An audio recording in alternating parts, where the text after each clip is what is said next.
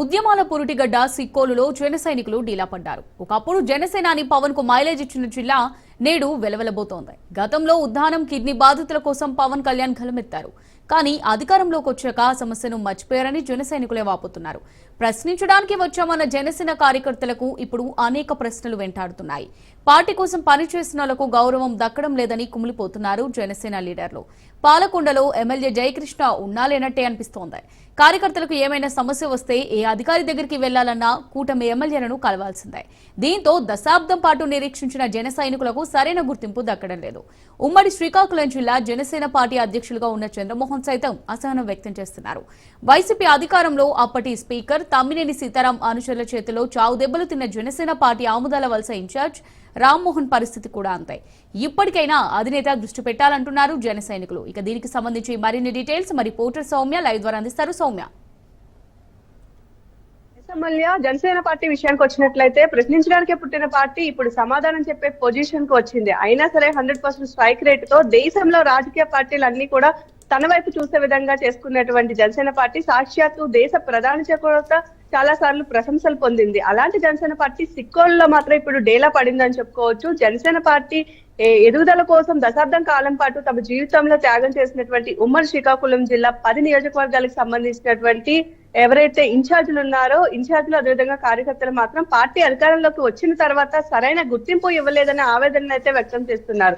అయితే ఈ నేపథ్యంలో మనం చూసుకున్నట్లయితే ఎలక్షన్స్ లో కూడా ఉమ్మడి శ్రీకాకుళం జిల్లా పొత్తులో భాగంగా పాలకొండ నియోజకవర్గానికి జనసేన పార్టీని అయితే టికెట్ కేటాయించింది. అయితే దీనిలో భాగంగా అప్పట్లో టీడీపీలో ఉన్నటువంటి ప్రస్తుత జనసేన పార్టీ ఎమ్మెల్యే నిమ్మక జయకృష్ణ అప్పటికప్పుడు హుటాహుటిన టీడీపీ నుంచి జనసేన పార్టీలోకి వెళ్లి మరి టికెట్ ను తెచ్చుకున్నటువంటి పరిస్థితి కనిపించింది.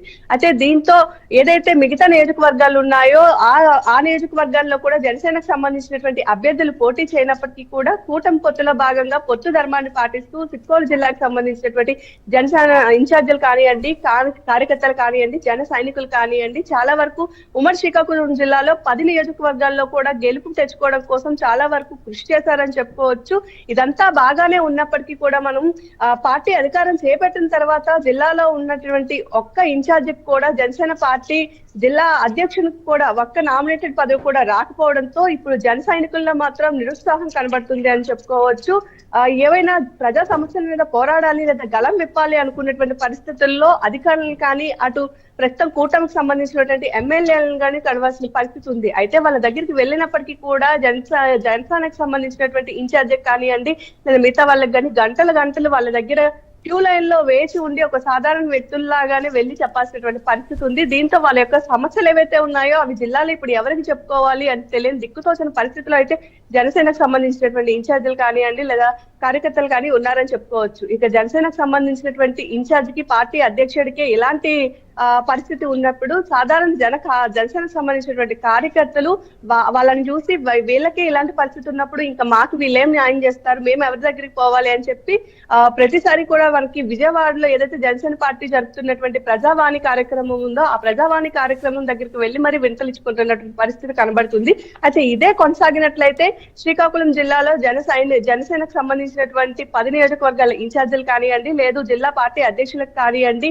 ఎలాంటి గౌరవం ఉండదు అని చెప్పి వాళ్ళందరూ కూడా బాధపడుతున్న పరిస్థితి కనబడుతుంది. ఇక గత దశాబ్దం పాటుగా కూడా జనసేనకు సంబంధించి ఏదైతే కష్టపడి పార్టీ కోసం పనిచేసినటువంటి నియోజకవర్గ ఇన్ఛార్జీల విషయానికి వచ్చినట్లయితే ముఖ్యంగా ఆంధ్రవలస నియోజకవర్గం తీసుకున్నట్లయితే ఇప్పుడు మాజీ స్పీకర్ అయినటువంటి తమ్మినేని సీతారాంతో పోటీ పడి మరి చాలా కేసులు పెట్టించుకొని దశాబ్దం పాటుగా జనసేనకి నమ్మిన బంటుగా ఉంటూ ఇన్ఛార్జ్ గా పనిచేసినటువంటి రామ్మోహన్ కూడా ప్రస్తుతం ఎలాంటి ఇది లేదని చెప్పుకోవచ్చు. ఆయనతో పాటు మిగతా నియోజకవర్గాలు ఏవైతే ఉన్నాయో అన్ని నియోజకవర్గాల్లో కూడా దాదాపు ఇదే పరిస్థితి కనబడుతుంది. ఇక పార్టీకి సంబంధించినటువంటి అధ్యక్షుడికి కూడా ఎలాంటి గౌరవం దక్కకపోవడంతో ఇప్పుడు జన సైనికులు అందరూ కూడా అయోమయంలో పడ్డారని చెప్పుకోవచ్చు. అయితే ఈ సందర్భంగా ఏదైతే జనసేన చాలా గ్రాండ్ గా పార్టీ ఆవిర్భావ దినోత్సవం జరుపుకుంటుందో అధికారంలోకి వచ్చిన తర్వాత కనీసం ఇప్పుడైనా సరే సిక్కోలు జిల్లాకి సంబంధించి చాలా వరకు దృష్టి పెట్టాలి అని జనసేనకు సంబంధించినటువంటి నాయకులందరూ కూడా కోరుకుంటున్నటువంటి పరిస్థితి కనబడుతుంది.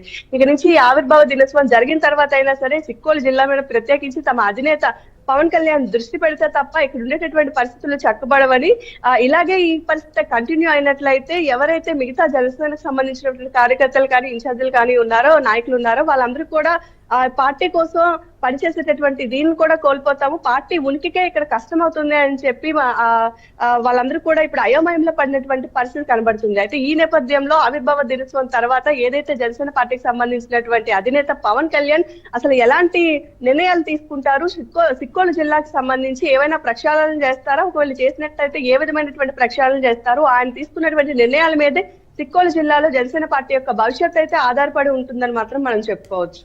రైట్ సౌమ్య, మరి ఆవిర్భావ సభ తర్వాత కూడా సిచ్యువేషన్ ఒకవేళ ఇలాగే కొనసాగినట్టయితే మరి జన సైనికులు తీసుకునే స్టెప్ ఏ విధంగా ఉంటుందని అంచనా వేయొచ్చు అంటారు? అమూల్య, ఇప్పటికే మనం తీసుకున్నట్లయితే చాలా వరకు జనసేనకు సంబంధించినటువంటి ఇన్ఛార్జీలు అందరూ కూడా ఇంటికే పరిమితం అయిపోతున్నారని చెప్పుకోవచ్చు. ఒకవేళ వాళ్ళ దగ్గరికి ఎలాంటి ప్రజల సమస్యలతో వచ్చినా సరే వాళ్ళు ఎవరికి చెప్పుకోవాలో కూడా తెలియని పరిస్థితి ఉందని చెప్పుకోవచ్చు. పొత్తులో భాగంగా ఇరు పార్టీలు కలిపి చాలా వరకు పనిచేస్తున్నప్పటికీ కూడా జనసేనకు సంబంధించినటువంటి ఇన్ఛార్జీలు ఎవరైతే నియోజకవర్గపు ఎమ్మెల్యేల గుమ్మం తొక్కినప్పుడు కనీసం వీళ్ళని పట్టించుకునే పరిస్థితి కూడా లేదని చెప్పుకోవచ్చు.